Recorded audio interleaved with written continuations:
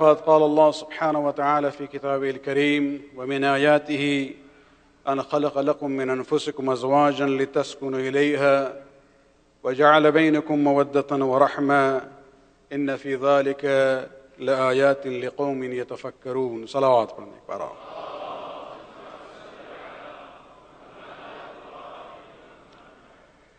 The theme that I selected for these three khushalis is to do with the family life, especially concentrating on the roles and duties of the husband and the wife.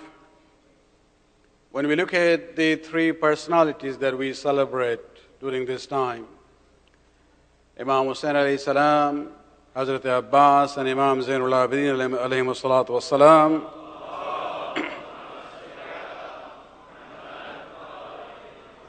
there is a symbolic link that all of them are important figures in the events of Karbala. Hussain, Abbas, and Imam Sajjad. And the events of Karbala itself for us is a symbol of the strong bond in the family of Ahlul Bayt. This is actually a base of support for Imam Hussain alayhi salam, that the majority of the male members of the family were there with him in Karbala. This itself shows the strong, concept of Silatul Rahim in the family life as far as Islam is concerned. The ayat on which I had been, focusing in these 2 nights, and I would like to conclude tonight, is actually just first part of ayat number 34 from Surah An-Nisa. And let me summarize before I continue that when we look at the ayat, we see that based on an almost obvious psychological principle of need for leadership in any social unit, big or small, Islam also has given importance that within the family circle, the position of leadership has been given to the husband. الرجال قوامون على النساء. Here, Rijal, according to the understanding of the context, is not men in general. It refers to the husbands, are those who are qayyim and responsible for the wives. And this is a position not necessarily of honor and privilege. This is a position of duty and responsibility that they have towards the wife and the family. And the reason why Islam has separated the roles in the family between husband and wife is because of the obvious reasons that Allah subhanahu wa ta'ala has given certain advantages to the men and certain advantages to the women. Obviously, the biological difference as far as the process of motherhood is concerned, Islam takes that very seriously. And therefore, the mother is relieved from the burden of providing for the family, and the burden is put on the husband. However, that doesn't mean that the wife does not maintain her individuality and her personality. We talked about it, about some of the subtle ways things are changed. And as if emphasizing that point, after saying that الرجال قوامون على النساء, and the 2 reasons that Allah subhanahu wa ta'ala mentions for that, then he says فَالصَّالِحَاتِ, that the wives have this potential of becoming righteous individuals, salih. And this is where we see that there is no difference in becoming righteous between male and female. It's nothing to do with family life as such as the positions in the family. Of course, when it comes to the other, words that Allah subhanahu wa ta'ala describes for the wives, He says, فَالصَّالِحَاتِ قَانِتَاتِ, obedient. Obviously, when you have a situation where one is considered to be the leader, who has been given the responsibility of maintaining the family and making final decisions, the others, even if it is the deputy, leader of the family, there has to be this sense of following and obeying. However, this obedience has been limited to only 2 cases, and I talked about it last night. And I ended with the emphasis that family life that Allah subhanahu wa ta'ala has promised in this ayat from Surah An-Nur, لِتَسْكُنُوا إِلَيْهَا, where you can get sukoon in that relationship, cannot be attained only by looking at the Shari'i legal dimension of Islamic teachings. You will have to combine the Sharia and the Akhlaq together, fiqh and Akhlaq together. This is where some of the people miss out this connection, and there are problems in the families as well as in the perspective of some of the people when they look at Islam. They just look at, the strict Shari'i fiqhi rulings and ignore the akhlaqi rulings that Islam has given, especially the concept of mawadda and rahma. You will not see part of fiqhi discussion when they talk about family life. They don't mention rahma and mawadda, because rahma and mawadda, Allah subhanahu wa ta'ala has put that in the takween, creation of the human beings. When the marriage takes place, these sentiments are created by Allah subhanahu wa ta'ala. The husband and a wife have to maintain it, strengthen it by, working on these sentiments of mawadda and rahma. When we talk about aqd, some people say, one of the problems Islam has is that when they recite aqd, it means this is a transaction, buying and selling. Na'uzu billah. Either it's ignorance or it is done with knowledge but to create fitna. Aqd, yes, in the business transaction between the buyer and the seller, we say aqd. In nikah also we call it aqd, but this is not the same. This is not a business agreement. This is actually mithaq. It is a sacred covenant of living together as husband and wife in the eyes of Allah subhanahu wa ta'ala. And so just don't look at the words in Arabic. Imam Ja'far as-Sadiq alayhi salatu wasalam, he says when a man marries a woman, he should say, not necessarily in words, or have this concept in mind, أقررت بميثاق الذي أخذ الله. By getting into this relationship, I am acknowledging the mithaq, the covenant that I have with Allah subhanahu wa ta'ala, that I'm getting into this. The wife will be an amanat. And I only have two choices. Imsakun bima'roof aw tasrihun bi'ihsan. Imam uses these words from the Quran. Either you maintain her with goodness, but if things don't work, then let her go with goodness and generosity. There is no middle situation of oppressing the wife or keeping her hanging. And this is the misaq that, the couple make, the sacred covenant in the presence of Allah subhanahu wa ta'ala. Salawat alayhi.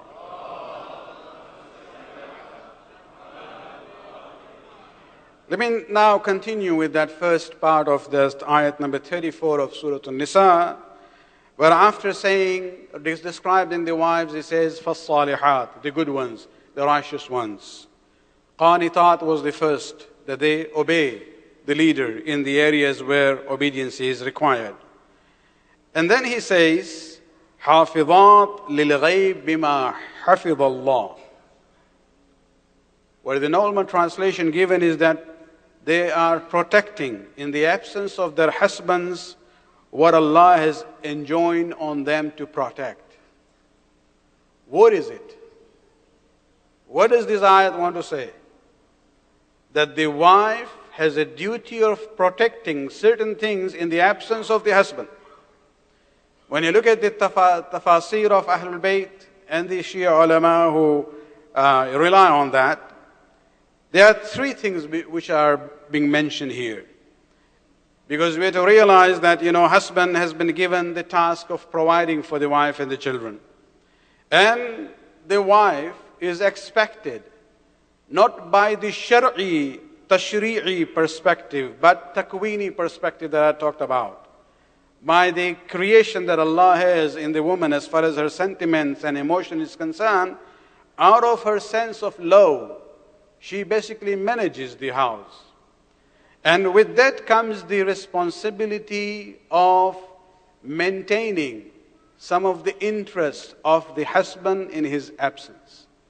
Now, what are those issues? Number one, the most important one, that in the absence of the husband, the wife has to protect her own honor. Because the honor of the wife, by extension, is the honor of the husband. In a way, that's an amanat, that she is now not just an individual, she is a wife. She is wife of someone. Her izzat, her honor, basically her dignity is now linked to the honor and izzat and dignity of the husband. So she does that not only for herself, but by extension protecting the honor and dignity of the husband. As a wife, she has to realize that when it comes to the zinat that Allah has given to her, this is for the husband. This is not for, public display, especially in the gatherings of na-mahrams. And so the first thing that a wife is expected in this ayat to protect in the absence of the husband is that she has to maintain her modesty in clothing as well as interaction with people when the husband is not there. Whether away from that place or out of town, doesn't matter. Ghaib. This is what Allah subhanahu wa ta'ala uses the term حافظات للغيب بما حفظ الله. صلوات عليك برا.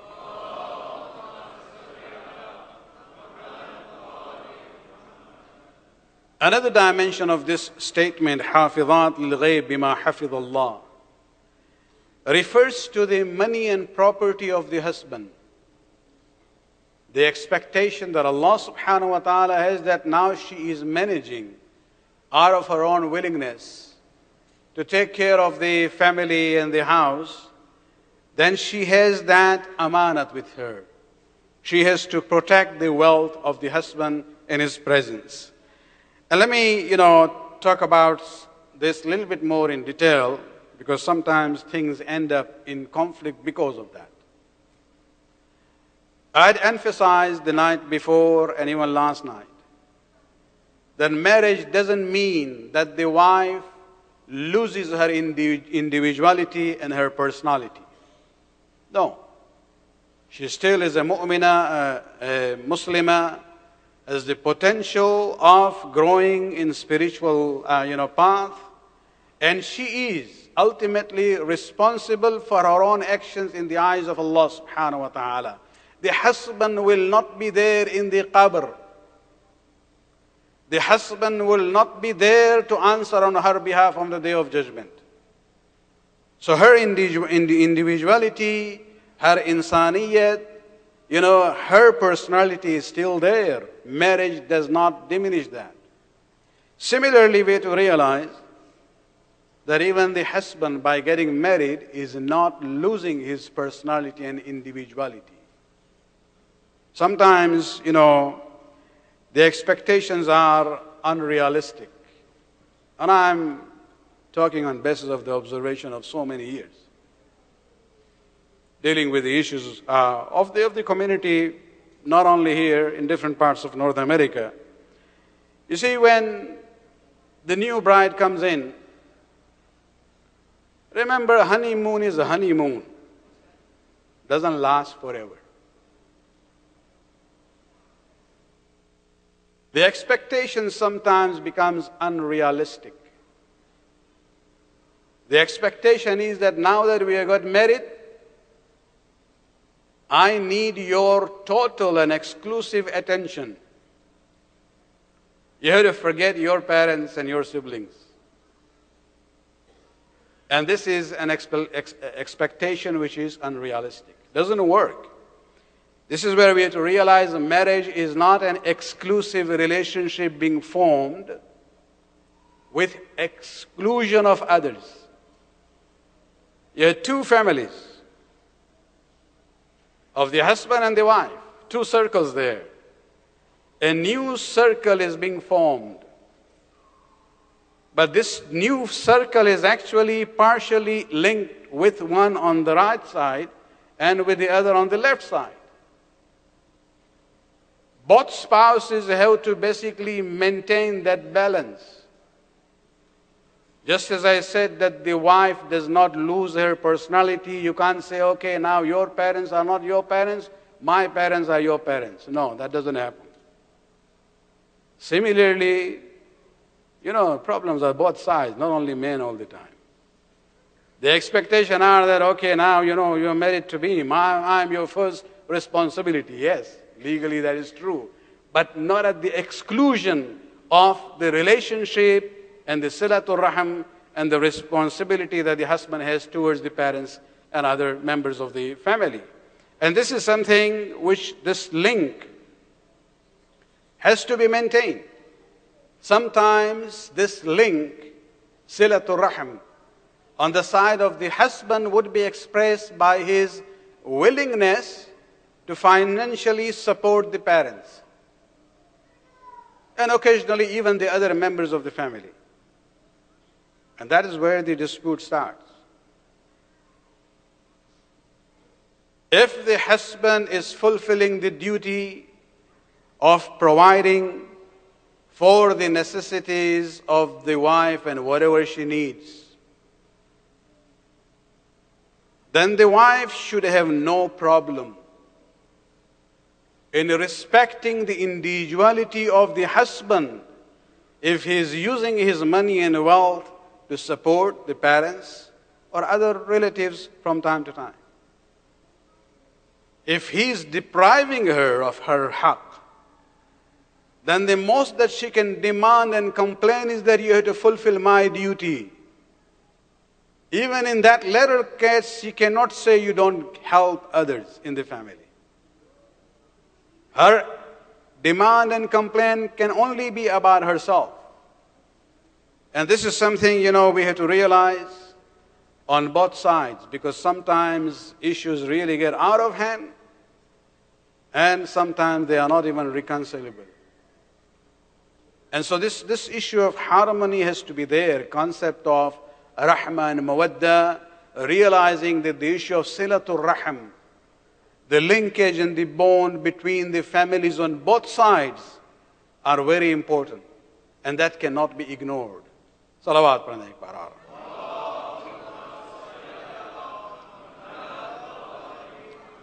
It goes the other side also. If the wife is earning and she finds sometimes she needs to help her parents, the husband does not have actually a right to prohibit that to his wife. If it's her earning, he has no haqq on it. And this is where we have to realize everything should be based on the concept of rahmah and mawadda. Let me, share with you a very interesting, lengthy conversation that one of the companions had with our fourth Imam, Imam Zainul Abidin alayhi salatu wassalam.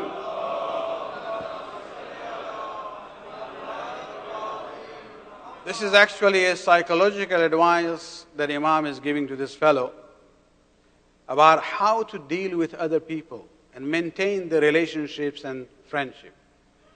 Although the advice is of a general type, but we can focus and use that same formula and the solution when we talk about relationship between the family. And this is a narration from our fifth Imam, Imam Muhammad al-Baqir alayhi salatu wassalam.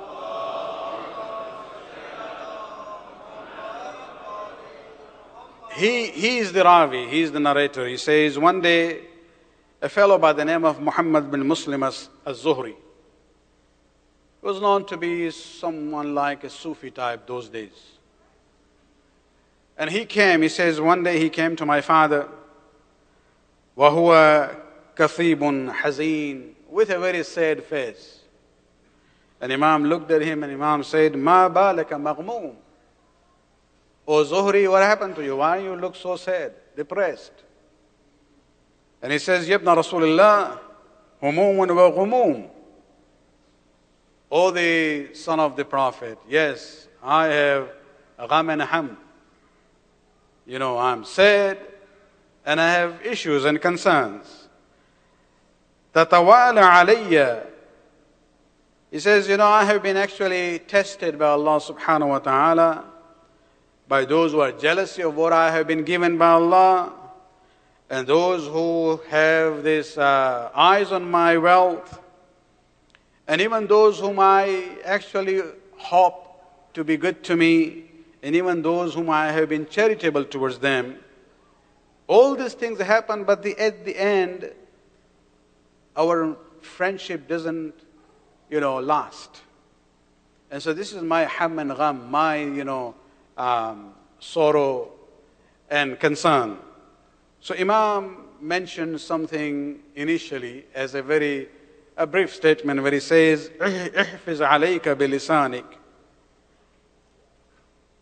Most of the problems start with lisan. Imam says, control your tongue. تملك به إخوانك. Control your tongue.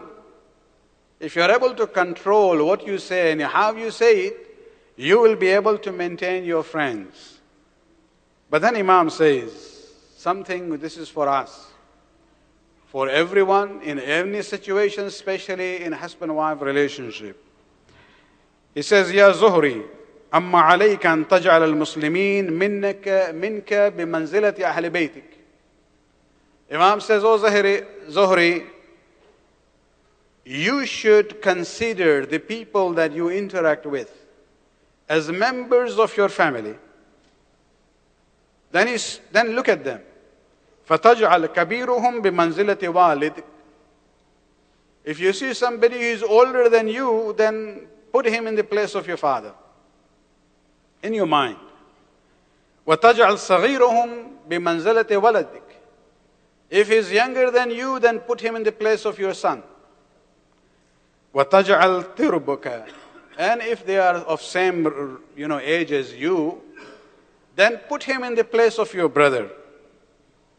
If you look at people from that perspective, Imam says, فَأَيُّ هَؤُلَاءِ تُحِبُّ أَن تَظْلِمْ. Whom among them will you be unjust to? وَأَيُّ هَؤُلَاءِ تُحِبُّ أَن تَدُعَ عَلَيْهِ. Who among them would you do bad dua for them? وَأَيُّ هَؤُلَاءِ تُحِبُّ أَن تَهْتِكُ سِتْرَهُ. And who among them is the one who that you would like to expose them because of their weaknesses? You wouldn't do that. Because now you are treating them like a father or a son or a brother. And this is where we come to the beauty of, we don't really have to go here and there. Books on psychology and this and that. This is the psychology coming from the Imam. But then Imam says, if you start doing this, treating people this way, then remember there is another problem. Even when you do good things, there is always bala attached with it. It says when you start doing this, and you have good friends, shaitan comes to you and says, oh, you are very good. And once you start thinking this way, you might reverse this whole process. And so Imam says, وَإِنْ عَرَضَ عَلَيْكَ إِبْلِيسِ لَعَنَهُ اللَّهِ بِأَنَّ لَكَ فَضْلًا عَلَى أَحَدٍ مِنْ أَهْلِ الْقِبْلَةِ. But if you start becoming good and shaitan comes to you and plants this idea in your mind that you are better than everyone else, then Imam says, فَانْزُرْ. In order to reform yourself, amend your own attitude, Imam says, then look at those that you interact with. فَإِنْ كَانَ أَكْبَرُ مِنْكَ. If they are older than you, whom you put in the place of the father, and then you compare that person to yourself and you say, فَقُلْ قَدْ سَبَقَنِي بِالْإِيمَانِ وَالْعَمَلِ الصَّالِحِ. Well, this person is older than me. It means he lived as a mu'min longer than me. It means that he had more opportunity to do good deeds than me. Because I'm younger than him. فَهُوَ خَيْرٌ مِنِّي. Therefore, he is better than me. Remember Shaitan comparing himself to Adam, he says, أَنَا خَيْرٌ مِنْهُ. This is where Imam is saying, look at the older person and say, well, He has been a mu'min longer than you, had opportunities to do good more than you, therefore he is better than you, and this arrogance will go. وَإِنْ كَانَ أَصْغَرٌ مِّنْكَ. But if the fellow is younger than you, Imam says, reverse the psychology here.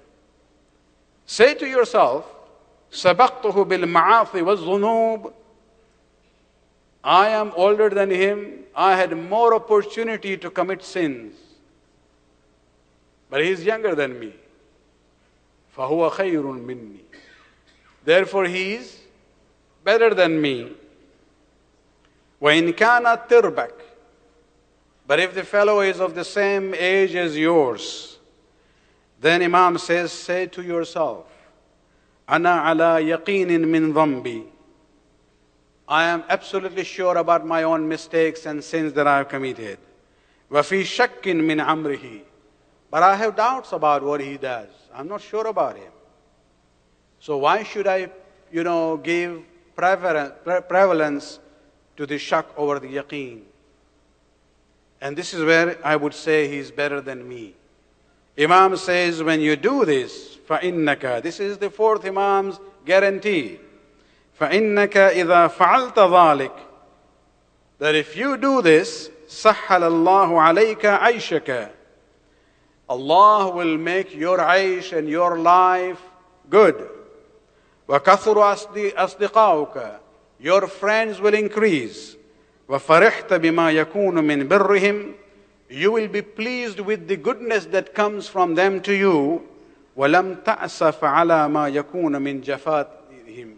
And if they are not good to you, still you will not care about it anymore. Salawat.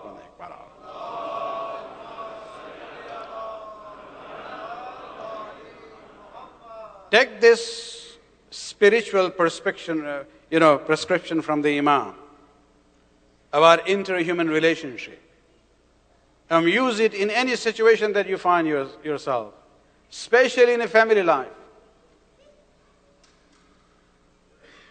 The new bride, she comes into the family. Well, look at the father-in-law.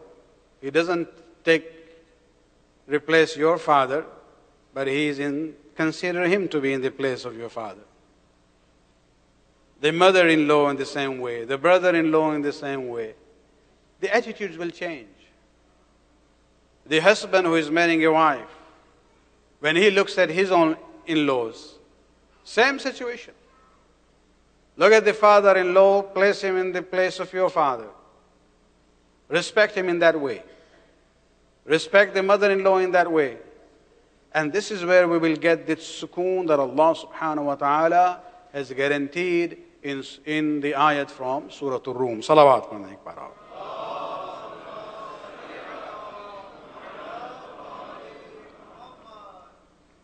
The third dimension of this statement from the ayat of Surah An-Nisa, حَافِظَاتٌ لِلْغَيْبِ بِمَا حَفِظَ اللَّهِ, which refers to protecting. The wife is expected, in the eyes of Allah subhanahu wa ta'ala, to protect the honor of the husband in his absence. What do we mean by that? In a human relationship, the way the husband and wife know one another, no other person in this world knows them. Because nothing is hidden. They live together. They know the character of one another inside out. And that is why, when you look at the history of Islam, it is not only history that the first person to accept the message of Rasulullah was his wife. It's not the issue that she was the wife, but she is someone who knew the character of her husband inside out. The fact that Khadija became the first person to accept the message of Rasulullah is actually the biggest testimony in the favor of the character of Rasulullah.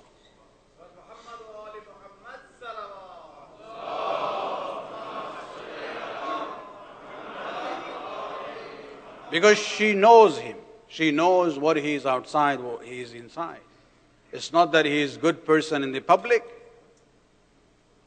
and has a bad manners when he, treats his family members. No.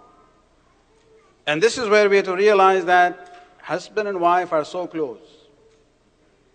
And this closeness and familiarity with one another demands the issue of privacy, and it demands that they do not expose one another to the world.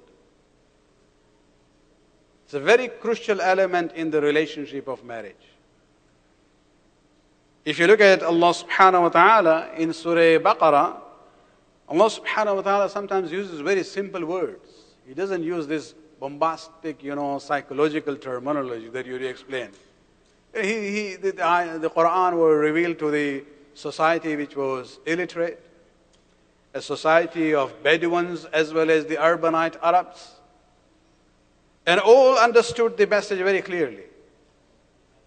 And so Allah subhanahu wa ta'ala, talking about the relationship, especially this aspect of the family life, He says, Hunna libasun lakum wa antum libasun lahunna. Talking about husband and wife, He says, you are libas for one another. Libas means garments, dress, clothing. What is the purpose of libas? It adorns a person. You don't just go outside naked. You don't feel like you have to be presentable in the society. And so the zinat comes from the libas. Libas is also used to protect the body from extreme weathers. In winter when you go, you should be covered properly. And libas also conceals the physical defects on the body. And if the clothing don't conceal that, all this cream and everything is available these days. So this is how people, interact in the society. And when Allah subhanahu wa ta'ala says that the husbands are libas for their wives and the wives are libas for their husbands, it is this third dimension that He's talking about. Of course, zinat, yes. A person gets his honor and his zinat from the spouse. Both ways. But the main point of this example, the parable that Allah subhanahu wa ta'ala is using of libas, is the issue of concealing the defects. Not on a physical level. People are not masoom, they have weaknesses. And this is where we are told that when problems start in family life, neither should the husband immediately, call up the parents and the siblings and say, oh, she has done this and that. Nor should the wife do that. Don't expose one another in that way. Be libas for one another. Conceal the weaknesses of one another. And, be like what Allah subhanahu wa ta'ala takes pride in calling Himself. He says, He is Sattarul Uyub. He conceals our defects and sins and mistakes that we make. If these things were exposed by Allah subhanahu wa ta'ala, nobody will be able to maintain his or her dignity in the society. He is Sattarul Uyub. In the husband and wife relationship, this becomes very important. That at least, they don't start exposing themselves to the whole extended family there and the community. If there are issues, yes, Amr bil Ma'ruf and Nahi al-Munkar is there. If the husband thinks that there is a weakness in the wife, he should exercise Amr bil Ma'ruf and Nahi al-Munkar according to the rulings. But maintain her dignity and izzat. And the wife, if she considers there is a weakness in the husband, again the issue of Amr bil Ma'ruf and Nahi al-Munkar applies to her also, regarding the husband. But this has to be done without shattering the respect of one another. Even to those who are close in the family. These days, we have all this new technology for communication. And in a way, of course, it is a blessing, but it also becomes bala. Mobile phones, telephones, mobile phones, emails, texting, Facebook, Twitter, WhatsApps, and whatnot. You can just go on and on. During the old days, when problems would start, sometimes even, and let me use the example of the wife. She becomes very upset. She'll think about it, sit down, write a letter to the father or the brother, put it in the mailing system. Maybe it will take a few days before it reaches there, or maybe a few weeks. By the time the letter reaches there, the problem is resolved here. The problem is resolved, but the parents are under distress there. And so that lack of communication, immediate, fast communication, was in a way a blessing. Nowadays, immediately something happens. Besides the 911, that's another bala. We don't even talk about it. Email, texting, this and that, immediately, the issue goes out. And when it goes out, even if it was a small issue which could be managed and resolved, it becomes more complicated. Because more players get involved in that. I am not saying that sometimes there would be need for that. No. But when people live together, in Urdu we say, jahan bartan hote hain, wahan awaaz hoti hai. When you put the dishes wherever, there will be friction there. The noise will be there. So the noise will be there sometimes, as long as it is manageable. And it has to be contained. And this is the whole issue of hunna libasun lakum wa antum libasun lahunna. Of course, we don't see that when it comes to any violence, of course. That is not to be accepted at all. Even the laws of the land don't allow that. And so that's where there is a need for immediate, connection with somebody who is sympathetic, who can actually resolve the problem. Because still we believe that even there, divorce would be the last resort. And so we had to look at these ayat of Quran. Allah subhanahu wa ta'ala has talked about real issues of life. The structure of the family, the roles and duties that the members of the family have, and even the expectations which is there from one another. And everything, as long as the principles of Rahma and Mawadda is there, things will work out and there will be sukoon and peace and tranquility in the family life. Salawat.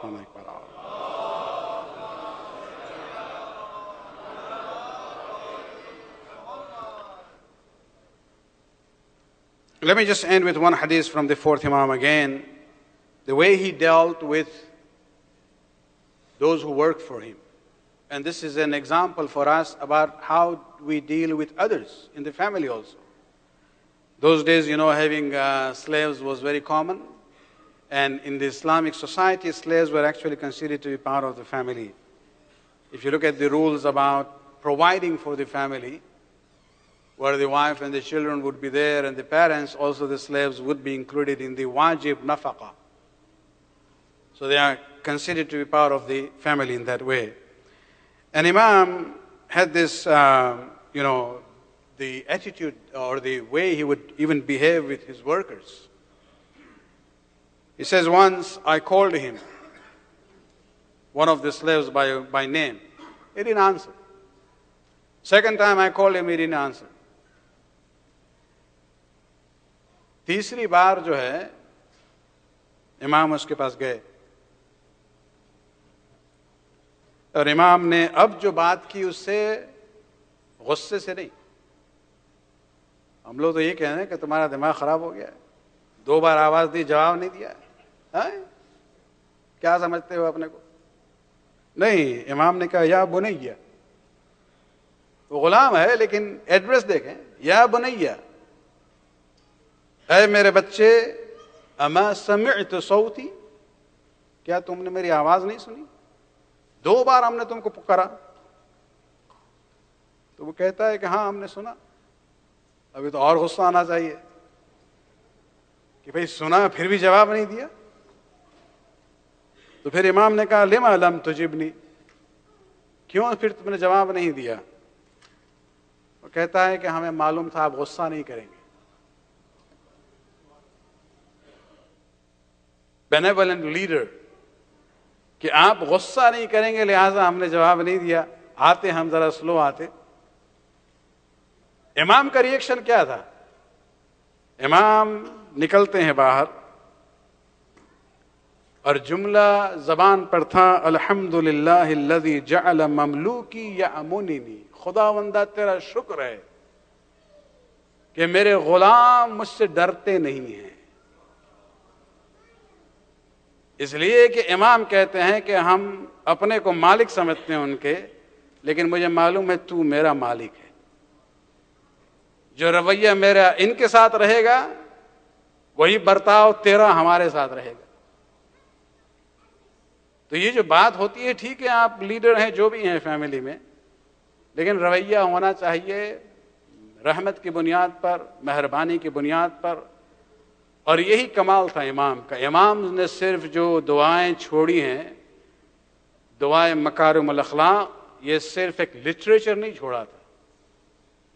امام کی زندگی کو آپ دیکھیں، اکثر لوگ سمجھتے ہیں کہ شاید امام جو ہے اتنا جہاد میں ایکٹیو نہیں تھے. نہیں، امام نے بھی جہاد لڑی ہے، لیکن زبان سے نہیں، تلوار سے نہیں. امام کی اخلاق، امام کی جہاد اپنے اخلاق کے ذریعے تھی.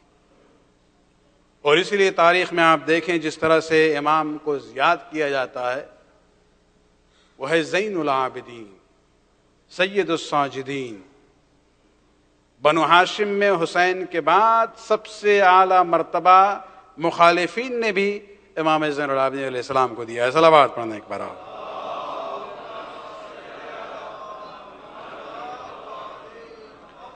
بس آخر میں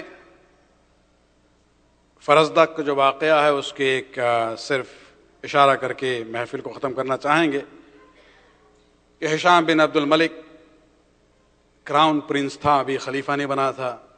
مکہ پہنچا شام سے اپنے سیرین سولجرز کے ساتھ. غالباً عمرہ یا حج کا زمانہ تھا. مسجد الحرام میں گیا، اتنی بھیڑ تھی وہ طواف نہیں کر سکا. تو یہ لوگ سائڈ میں بیٹھ گئے کہ جب مجمع کم ہوگا تو پھر جا کے طواف کریں گے. تھوڑی دیر میں یہ لوگ دیکھتے ہیں کہ کوئی شخص آ رہا ہے مسجد کے ایک گیٹ سے اندر، اور اس شخص کو دیکھتے ہوئے مجمع خود بخود جو ہے جگہ دے دیتا. تو وہ سیریا کے جو سپاہی آئے تھے وہ تو نہیں جانتے تھے کون ہے. تو انہوں نے پوچھا کہ بھئی ہمارے یہ شہزادہ کو تو کسی نے جگہ نہیں دی، آخر یہ کون ہے؟ من ھذا؟ تو ہشام جو ہے حسد میں وہ کہتا ہے کہ ہمیں نہیں معلوم ہے کون ہے. وہ جانتا تھا کون ہے، لیکن شامیوں کے سامنے ذرا شرمندگی محسوس ہوئی. فرزدق وہاں اس مجمع میں ان کے ساتھ تھا. مشہور شاعر تھا اموی دور کا، اور باطنی طور پہ شیعہ تھے، ظاہر نہیں کرتے تھے. لیکن اس وقت جب ہشام بن عبد الملک نے یہ کہا کہ من ھذا، یہ کون ہے، تو فرزدق couldn't take it anymore. اور جوش ولا میں اس کی زبان پہ جو اشعار آئے ہیں ایکسٹیمپور، وہ ابھی بھی عربک لٹریچر میں ایک ایگزامپل اور نمونہ مانا جاتا ہے. سب لوگ اس کو پڑھتے ہیں. نسیم امروہی مرحوم نے جو اس زمانے کے اردو شاعر گزرے ہیں، انہوں نے انہی اشعار کو اردو میں نظم کیا ہے. بہت ہی قریب ہے معنی کے اعتبار سے. اسی پہ ہم ختم کرنا چاہیں گے، بس 3-4 شعر پہ، کہ جہاں شروع میں ہے ھذا الذی تعرفہ الحل والحرم، جہاں یہ فرماتے ہیں کہ یہ وہ ہے جس کی طریقت سے ہے واقف بطحا.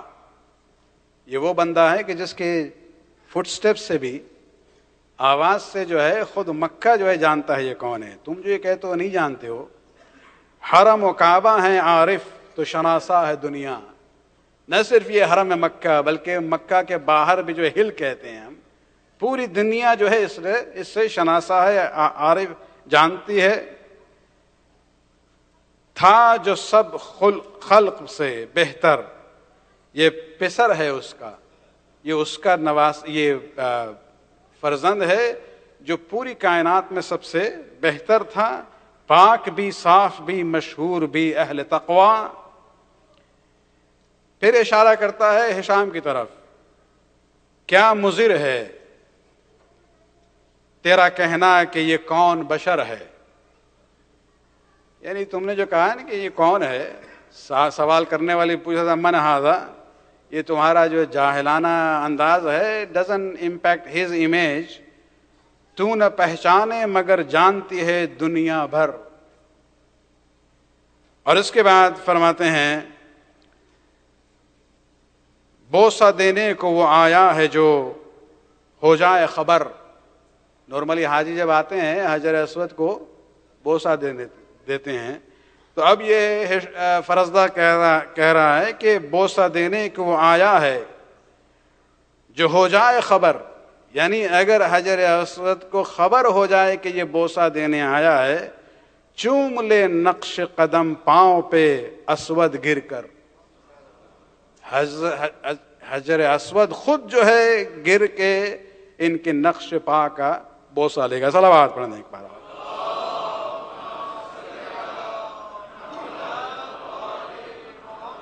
آخری شعر، کچھ نہیں دور کے وہ اس کے جو پاس آئے.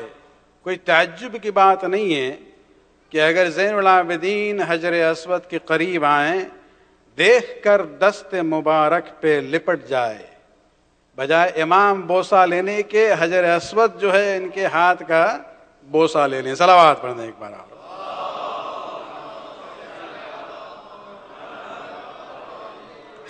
خداوند عالم کی بارگاہ سے دعا ہے خداوندہ اس قربات قبول فرما، ہمارے گناہوں کو بخش دے، ہماری توفیقات میں اضافہ فرما.